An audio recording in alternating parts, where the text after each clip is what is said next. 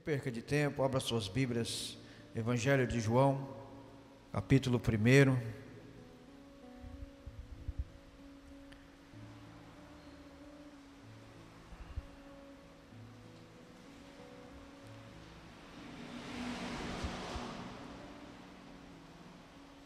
Evangelho de João, capítulo 1, versículo de número 14.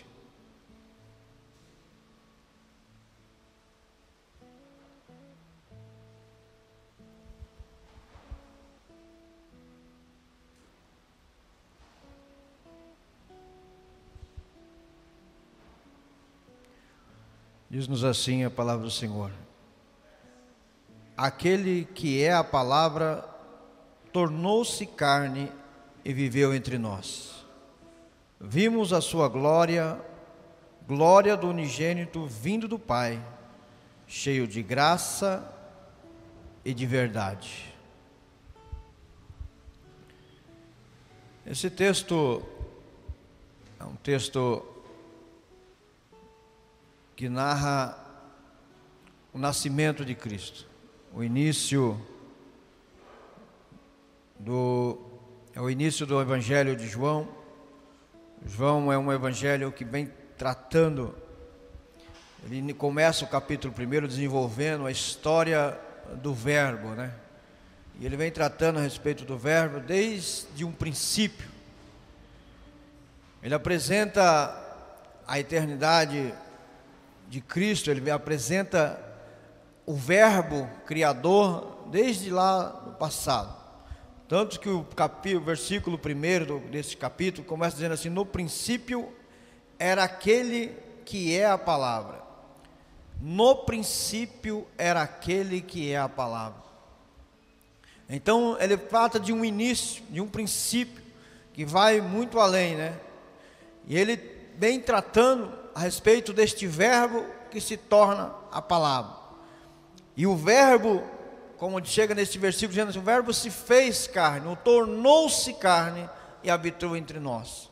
Quero hoje falar com os irmãos a respeito deste verbo que se tornou carne, do valor precioso de poder entender esta palavra, de poder compreender esta palavra se tornando carne, se tornando um ser humano como nós. Desde o princípio, João vem tratando, ele apresenta no início a sua eternidade, né? Dizendo no princípio, lá no início, muito antes da criação, em um princípio que vai antes da criação, era a palavra, já no princípio. Marcos inicia o seu evangelho com o ministério de João Batista. Mateus vai até Abraão. Lucas vai um pouco mais além, ele chega até Adão. Mas João vai muito antes da criação, ele volta muito antes, ele fala de um início, de um princípio lá no passado. E este princípio, antes de tudo ser criado, lá estava ele. E é este poder criador, este ser excelente, maravilhoso, que vem ao ponto de chegar nesse versículo 14, e João tratar que ele se tornou-se, ou se fez carne, como algumas traduções dizem. Ele se tornou carne, ele assumiu uma forma na qual ele havia criado, não a sua própria forma que ele tinha, ele se despiu da sua forma.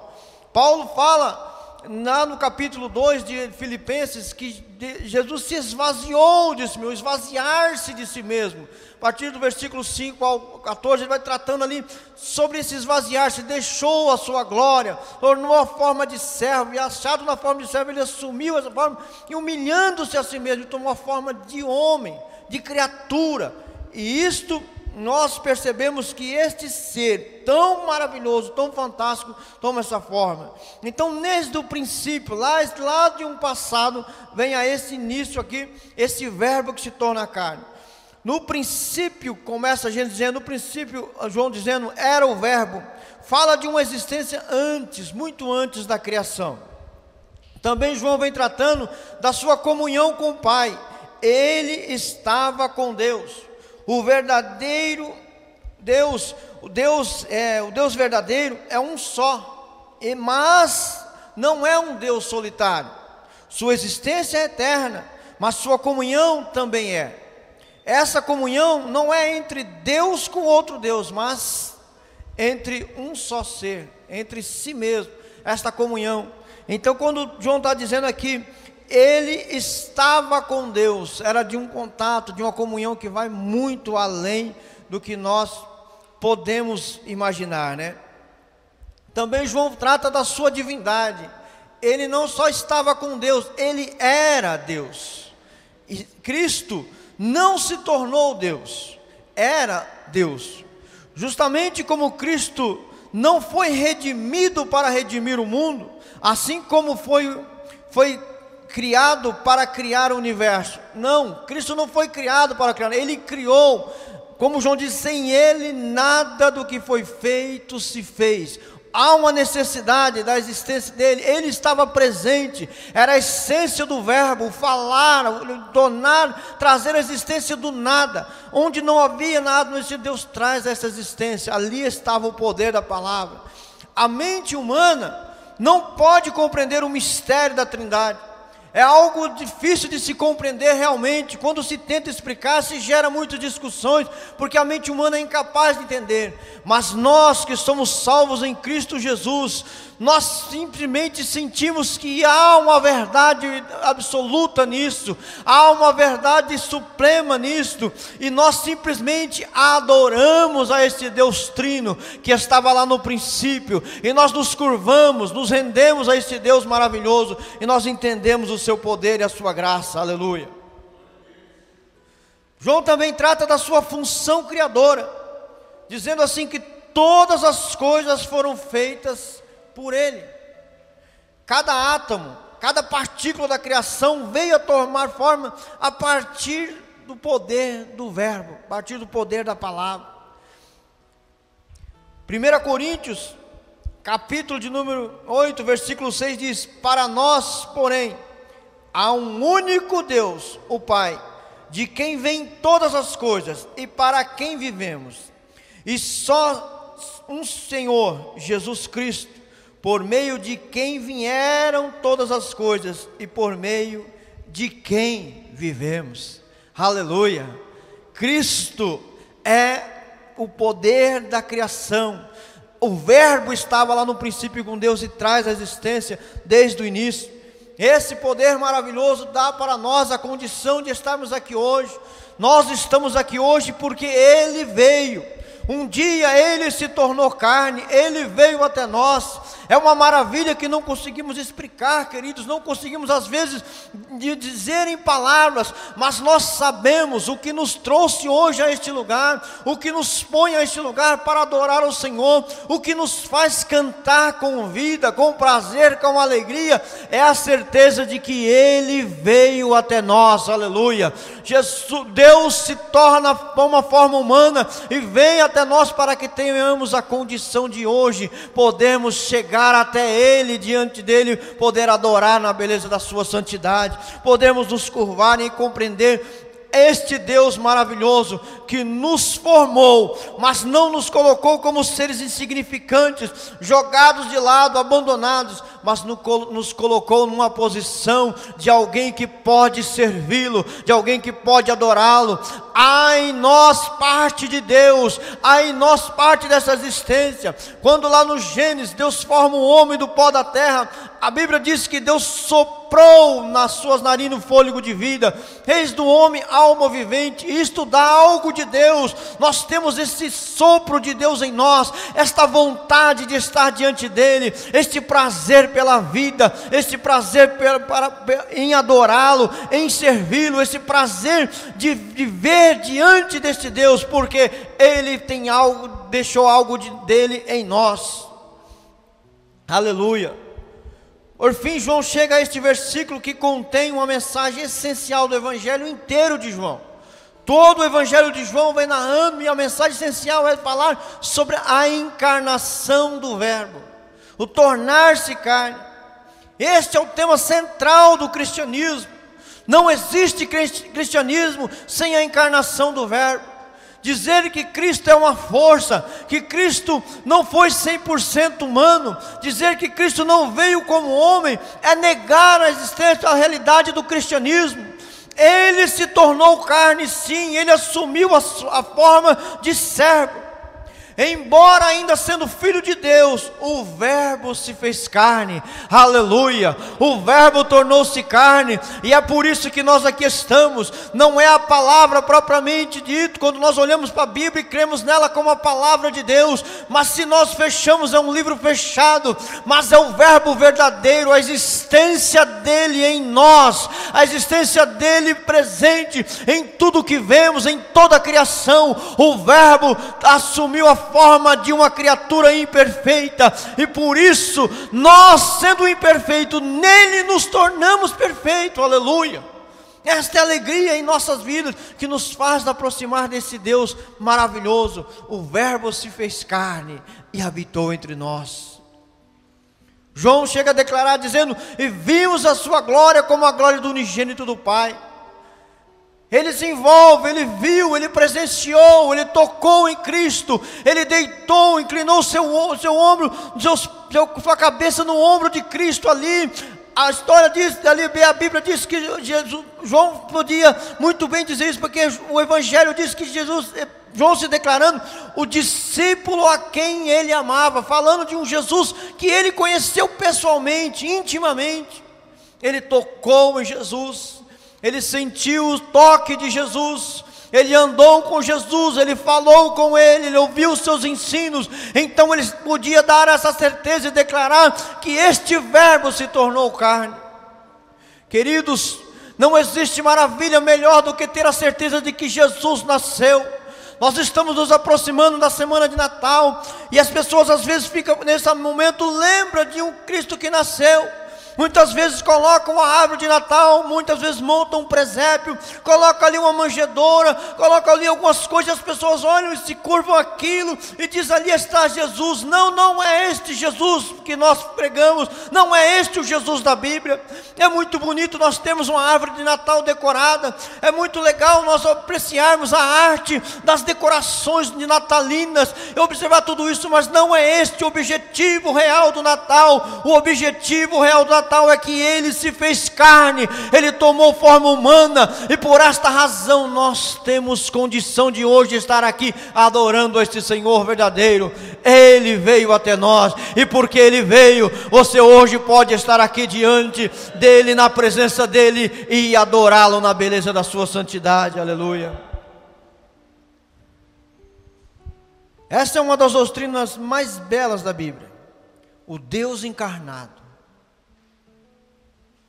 E chega a ser às vezes até assustador nós imaginarmos o Deus que criou todas as coisas, ele tomando a forma de algo que ele criou, de alguém que ele criou. Você consegue imaginar isso? A mente humana às vezes para tentar entender não dá, porque parece uma loucura. Aquele que do nada trouxe à existência todas as coisas, agora ele toma a forma de alguém que ele havia criado, e ele passa a dar para este, tornar e sentir como este, viver como nós vivemos. É maravilhoso saber que aquele que criou todas as coisas, agora toma essa forma de uma de suas criações. O texto deixa muito claro, é que ele se fez carne. E é interessante nós observarmos isso, que ele se fez carne, demonstrando que é o poder dele, nesta mesma autoria, de tomar essa forma, e não o poder humano, de alguém que veio e criou nele, porque ele não foi da vontade humana, não foi da vontade do varão, mas gerado pelo próprio Espírito Santo de Deus. Usou ali sim, ele assumiu a forma, foi preciso da virgem ele vir nascer, e ele tomar essa forma, porque ele precisava tomar a forma física humana, e era somente através de um nascimento. Jesus não aparece do nada, ele não surge como um homem do nada no meio da sociedade, ele nasce como uma criança. E aqui eu vejo uma grande maravilha, eu fico imaginando o que Maria sentiu, sabendo que no seu ventre estava sendo gerado o Filho de Deus, sabendo que havia uma promessa. Ela tinha certeza de que não havia conhecido homem algum, mas ela sentia toda aquela transformação, ela sentia toda aquela mudança no seu corpo, e ali estava o Filho de Deus vindo à existência, tomando a forma humana e a carne humana. Queridos, isso é fantástico, porque nós, sendo pecadores, merecíamos o inferno, mas esta condição de Cristo vir, abre-nos uma porta de nós podermos também ir até Ele, aleluia. Ele veio até nós para que nós fôssemos até Ele, louvado seja o nome do Senhor, aleluia. Não foi a encarnação de Jesus algo que aconteceu a partir do nada. A encarnação foi real. Jesus foi uma criatura autêntica, um homem autêntico. Ele não foi um fantasma. E uma das coisas maravilhosas que nós podemos entender é que se Deus se fez homem, tornou a forma humana, nós, quando nos aproximamos dele, precisamos ser um pouco mais, não Deus, mas um pouco mais humanos. E eis uma das crises maiores na sociedade nos dias de hoje, é que a sociedade nos dias de hoje tem deixado de ser humana. Se nós arrancarmos daqui do nosso meio a graça do Senhor, se a graça for tirada antes do terminar do ano, nós nos degradamos, nós nos tornamos totalmente inimigos, porque o homem é de todo mal. O homem se afasta de Deus, mas a graça do Senhor nos traz, nos aproxima, nos leva ao aconchego de entender que nós precisamos amar uns aos outros, e nós só somos capazes por causa dessa graça, porque Ele veio até nós, aleluia, porque Ele nos deu essa condição. Essa encarnação real de Cristo dá-nos essa condição. Jesus foi um homem autêntico, não foi um fantasma que andou por aí, que surgiu do nada, que surgia e desaparecia. Ele tinha o poder de Deus em suas mãos, ele tinha o poder sobre as suas mãos, ele tinha capacidade de agir, de domínio sobre a natureza, conforme nós vemos ele andar por sobre as águas, a palavra do Senhor diz, conforme ele tinha poder sobre as enfermidades, poder sobre os demônios. Ele era alguém de como era o próprio Deus absoluto, mas era um homem, que nós vemos também que ele dormiu, que ele teve fome, que ele teve sede, que ele se sentiu cansaço, que ele teve compaixão das vidas dos outros, mas mesmo sendo Deus na eternidade, ele também teve compaixão de nós, porque antes de Cristo, a história se divide em antes e depois de Cristo, mas até a vinda de Cristo era um período de medo, de guerra, da ausência da paz. Mas quando o príncipe da paz vem, ele nasceu, a partir daí há uma esperança para a humanidade, uma nova esperança. A esperança está em Cristo, o Filho de Deus, o Verbo de Deus que se fez carne, e é nele que nós vivemos uma nova esperança, é nele que nós temos uma garantia, uma certeza de uma vida nova com o Senhor, aleluia. A ideia da encarnação não deve ser confinada ao mero nascimento de Cristo somente, mas deve ser estendida a toda a vida divina humana de Jesus. Ele sofreu as tristezas humanas. A Bíblia diz que Jesus ia chegando na cidade de Naim, e uma mulher pranteando a morte do seu filho, uma viúva ia sepultar o seu filho. E a Bíblia diz que Jesus viu e moveu-se de íntima compaixão. No texto original diz que as suas entranhas se moveram, ele se comoveu internamente, ele se moveu, ele se sentiu, se constrangeu, sentindo aquela tristeza por aquela mulher. Isso é um aspecto humano, nós nos constrangemos com isso. Ele sentiu aquela tristeza. A Bíblia diz, lá no capítulo 11 de João, deste evangelho, que Jesus, ao saber da morte de Lázaro, ao ver as suas irmãs chorando, e ele indo ao sepulcro, a Bíblia diz que ele chorou. Jesus chorou, novamente ele se constrange, ele sente essa tristeza, e ele chora. É justamente esse um dos pontos que mostra o seu lado humano, não só no humano fisicamente, mas no seu lado psicológico humano, porque esse lado psicológico também se fazia necessário de alguém que se compadecia pela necessidade, mas também de alguém que sentia as dores e as mazelas da humanidade.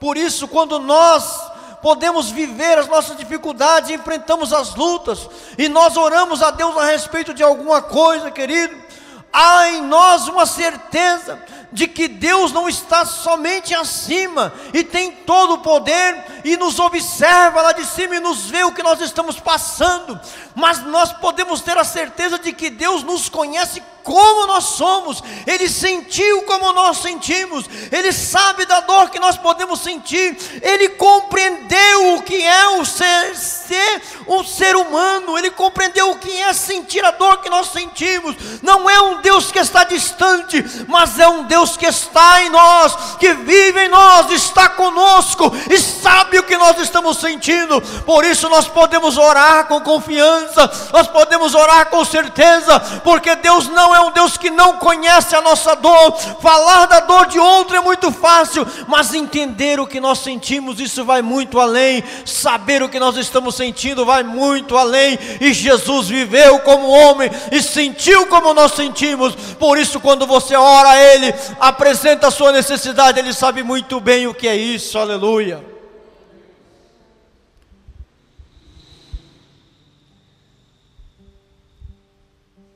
Ele tomou sobre si a nossa culpa. Não somente viveu como homem, não somente padeceu, viveu ali como homem e ajudou os necessitados, mas Ele também assumiu a culpa que era nossa. Ele tomou, Ele foi morto quando no final da sua vida, não só nasceu, viveu, mas também morreu com um propósito. E nesse propósito final ainda Ele estava com o foco principal na humanidade. Ele assumiu a culpa que era minha e que era sua. Queridos, nós entendemos isso, nós compreendemos isso, vai muito além da nossa imaginação.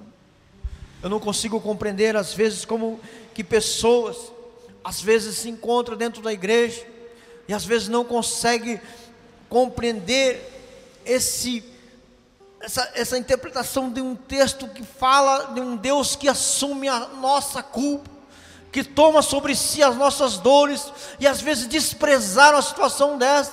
Porque quando eu falo isso, falo a respeito de crentes que às vezes estão dentro da igreja e fazem pouco caso a respeito disso, não tomam isso como algo mais importante para a sua vida, que é saber que Jesus assumiu uma culpa que era minha, e eu não posso viver uma miséria de vida pensando somente nas coisas terrenas. Eu preciso focar em algo que vai muito além, chamado eternidade, porque é esta eternidade que Ele preparou para mim, para que eu viva com Ele, e não separado dEle, não distante, mas viva em comunhão com Ele. Ele assumiu porque não tínhamos condição, Ele assumiu porque não tínhamos maneira nenhuma de chegar a esse ponto. Ele assumiu porque não éramos merecedores, mas Ele, por sua graça e seu amor, nos fez merecedores dessa graça. Por isso hoje nós só estamos aqui, aleluia, não porque merecemos, mas porque Ele nos amou primeiro, porque Ele veio até nós, aleluia. Por isso podemos louvá-lo. Ele nasceu para que nós tivéssemos vida, e vida com abundância. Louvado seja o nome do Senhor. Trata-se de um Deus manifestado em carne. Podemos ter uma melhor compreensão se considerarmos alguns fatos importantes. Primeiro, Ele participou da nossa natureza para destruir as forças do mal. Hebreus capítulo 2, versículo 14 diz assim: portanto, visto que os filhos são pessoas de carne e sangue, Ele também participou dessa condição humana, para que, por sua morte, derrotasse aquele que tem o poder da morte, isto é, o diabo. Jesus, Ele participou dessa natureza para destruir as forças do mal. O que nós podemos entender é que nós, por Jesus ter vindo, deu-nos a condição de não sermos mais escravos do pecado. Paulo diz em Colossenses que a cédula que de alguma maneira nos era contrária, ele rasgou essa cédula. A acusação que era contra nós, que pesava sobre nós, foi rasgada, cravada na cruz do Calvário, para nos dar a condição de hoje sermos diferentes. Ele veio e viveu como homem, para que nós pudéssemos hoje ter condição de não vivermos debaixo de uma acusação do inimigo, mas vivemos transformados pela graça do Senhor, para vivermos hoje uma vida que vence todo o mal. Somos constantemente bombardeados pelo inimigo, somos constantemente tomados e acometidos pelo medo da morte. Uma das coisas, as pessoas às vezes têm medo da morte, elas vivem, nunca na sociedade vivemos tão assustados como estamos vivendo nos dias de hoje, quando vemos noticiários, como vendo as causas de muitas pessoas indo a óbito nos dias de hoje, mediante ao que nós estamos vivendo dentro dessa sociedade. Pessoas às vezes vivem assustadas, e diante desse susto, desse medo, elas só podem viver uma tranquilidade se elas se encontrar com Cristo. Somente a paz que Cristo dá nos tranquiliza com respeito a isso.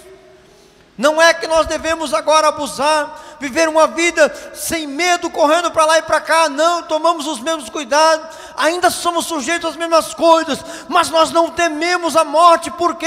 Porque a morte nos dá uma certeza de que vamos estar nos seios de Cristo, nos braços, no paraíso com Ele. A morte nos dá uma certeza de que nós nos vamos estar muito mais próximo do Senhor. Por isso não tememos, não temos medo. A morte nos dá essa certeza, porque nós em Cristo não tememos isso.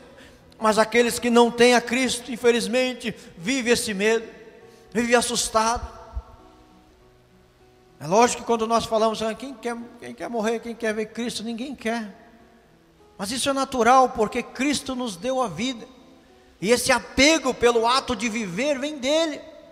Como eu já disse aqui, Ele soprou o fôlego de vida, Ele nos fez alma vivente, e por Ele ter feito isso, Ele deu para nós esse desejo de viver, esse prazer pelo viver com Ele, esse prazer de estar fixo a essa vida. Mas quando nós compreendemos que Ele tomou sobre si a morte da cruz, para que nós pudéssemos ter vida, e para que nós pudéssemos destruir as forças do mal, e agora Ele venceu, Ele derrotou aquele que tem o poder da morte, e nós não tememos mais, porque nós estamos agora em Cristo. Ele vive em nós. Segundo, Ele assumiu nossa natureza, para que por nossa vez pudéssemos assumir a sua natureza. Olha o que diz Colossenses 2, o 9 e o 10. Pois em Cristo habita corporalmente toda a plenitude da divindade, e por estarem nele, que é o cabeça de todo o poder e autoridade, vocês receberam a plenitude. Vocês receberam a plenitude. Nós assumimos agora uma natureza que vai além da natureza humana. Nós vivemos uma certeza e uma esperança que o mundo não consegue compreender. Estar em Cristo, pela certeza de que Ele assumiu essa culpa sobre si, e ali Ele assumiu essa natureza nossa, para que nós agora podemos, diante dEle, e diante de todas as circunstâncias, ter a certeza de que nós temos toda a plenitude de Cristo. Somos e vivemos para Ele, estamos vivos e firmados na pessoa de Jesus, somos solidificados na pessoa de Jesus. Ele nos traz essa certeza, essa garantia de que nos faz viver, nos faz encontrar o bom prazer da sua existência e da sua graça. Como é maravilhoso, querido, ter a certeza de que em Cristo nós vivemos uma esperança que não se compara com nada que o mundo vive. Uma esperança que vai além de todas as esperanças que o mundo pode dar, as compreensões e as vontades que o mundo apresenta, os desejos, os projetos do mundo não se compara a esta esperança que nós vivemos em Cristo, porque nós vivemos numa certeza de que o que nós temos hoje vai muito além do que qualquer coisa que esse mundo possa nos oferecer, porque nós vivemos uma plenitude, uma completude em Cristo, e em Cristo nós somos, como diz a palavra do Senhor, mais do que vencedores. O apóstolo Paulo, na sua carta aos Romanos, lá no capítulo 8, ele diz que nada nos separa do amor de Deus, nada pode nos separar, seja qualquer coisa, profundidade, altura, seja morte, tempestade, angústia, qualquer coisa, nada disso nos separa do amor de Deus que está em Cristo Jesus nosso Senhor. Que alegria ter a certeza de que em Cristo nós vivemos essa plenitude e que nada pode nos separar deste amor. Terceiro, ele participou da nossa miséria para que pudéssemos participar dessa plenitude. Efésios 3, 18, 19 diz: vocês possam, juntamente com todos os santos, compreender a largura, o comprimento, a altura e a profundidade, e conhecer o amor de Cristo, que excede todo entendimento, para que vocês sejam cheios de toda a plenitude de Deus. Que maravilha! O amor de Cristo que excede todo entendimento. Nós não conseguimos compreender mesmo. Não dá para entender, nosso entendimento jamais vai alcançar isso, excede todo. Eu não entendo, eu não compreendo, mas Ele veio até nós, essa graça me deu condição de hoje poder adorar ao Seu nome, aleluia. Esta graça me deu condição de hoje poder estar diante dEle e ter paz na minha alma.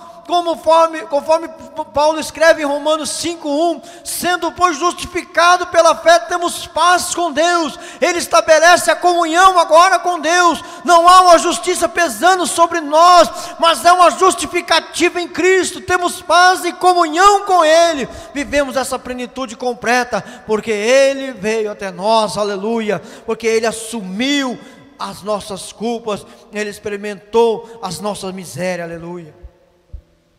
Ele experimentou de nossa fraqueza, para que pudéssemos participar da sua vida eterna.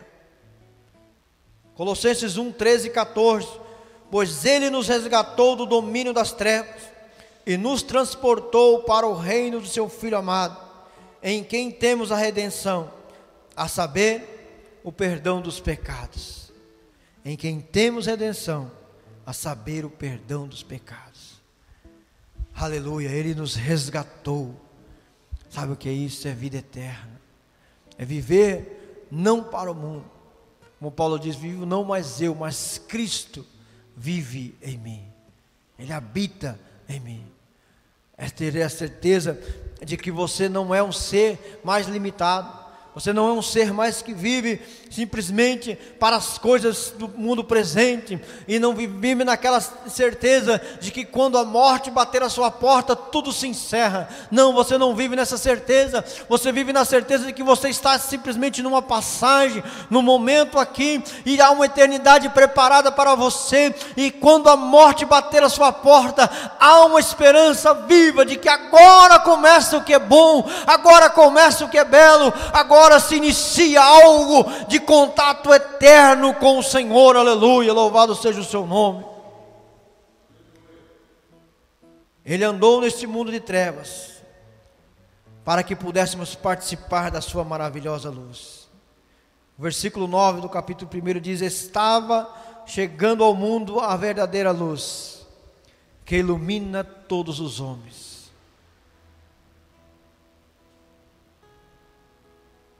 Ali estava, um menino vos nasceu, principado estava sobre ele. Ele seria chamado Maravilhoso Conselheiro, Deus Forte, Príncipe da Paz, Pai da Eternidade, Príncipe da Paz. Que maravilha, o profeta declarar alguma coisa que estava apontando lá para frente. Isaías declarando alguém que viria e seria a luz para todos os homens. E é maravilhoso, nós temos a certeza que quando Jesus é esta luz que nos guia no caminho, Ele não está sendo agora para nós simplesmente alguém que nos aponta um caminho, mas Ele é o caminho para nós seguirmos. Ele é a luz para nós vermos e sabemos aonde estamos pisando. E Ele diz: aquele que quer vir após mim, negue-se a si mesmo, tome a sua cruz e siga-me. E é interessante que Ele não está dizendo vá por este caminho, mas Ele está dizendo eu sou o caminho, siga por mim. Não há um lugar que você vai pisar que Ele não tenha pisado antes. Não há um caminho que você vai passar, uma dificuldade que vai enfrentar, que Jesus não foi à frente, não está nessa convivência com você.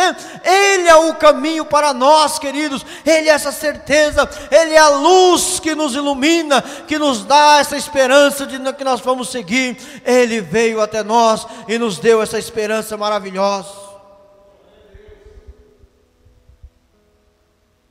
1 Timóteo 3,16 diz: não há dúvida de que é grande o mistério da piedade.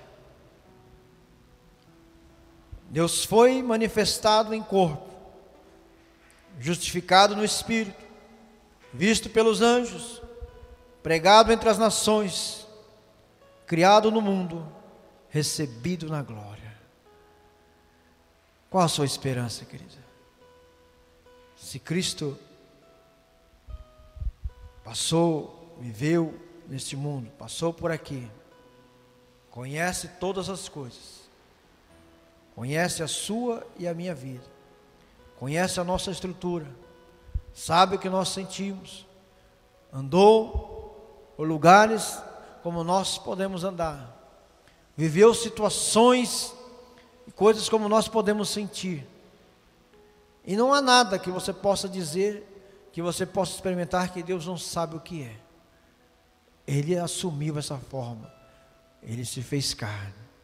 É muito mais fácil para aqueles que de outras religiões que pregam que Cristo não era Deus, porque eles dizer a divindade de Cristo é uma das discussões mais terríveis que existe, né? Uma das mais grandes discussões que existe no conceito teológico, as pessoas negarem a divindade de Cristo, mas a humanidade de Cristo, muitas religiões assumem e aceitam a humanidade, mas nós precisamos aceitar essa humanidade, sem negar a sua divindade, declarar que Ele se fez carne, mas sendo Deus, e nesta grandeza, nesse seu poder de um Deus criador, de um Deus que formou todas as coisas pelo poder da sua palavra, agora Ele se despe dessa sua glória, desse seu poder, e assumir uma forma humana, e vir até nós, para que nós tivéssemos condição,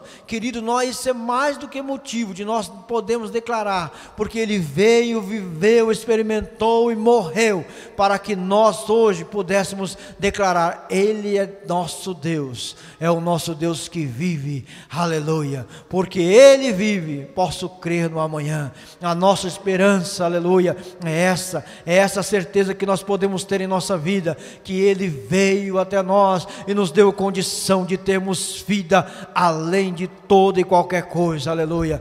Abra o seu coração para o Senhor, abra a sua mente para Ele, deixe Jesus nascer na sua vida. Ele nasceu como ali, diz lá no início dos evangelhos, que Jesus veio e nasceu, não havia lugar para Ele, tanto que Ele nasceu numa manjedoura.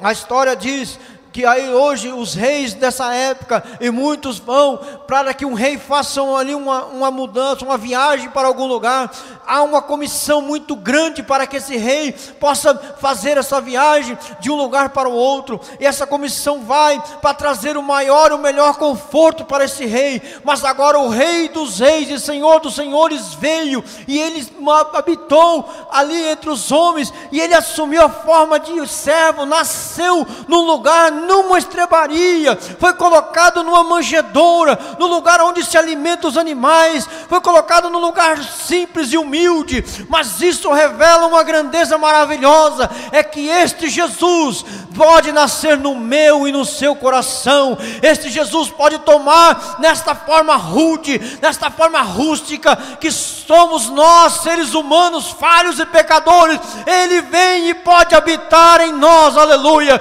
e isso nos dá alegria. Deixa Ele entrar no seu coração e na sua vida, deixa Ele tomar essa forma na sua vida e assumir o controle da sua vida e ter o Senhor da sua casa. Louvado seja o nome do Senhor, aleluia. Curve sua cabeça neste momento, Senhor amado e Deus eterno.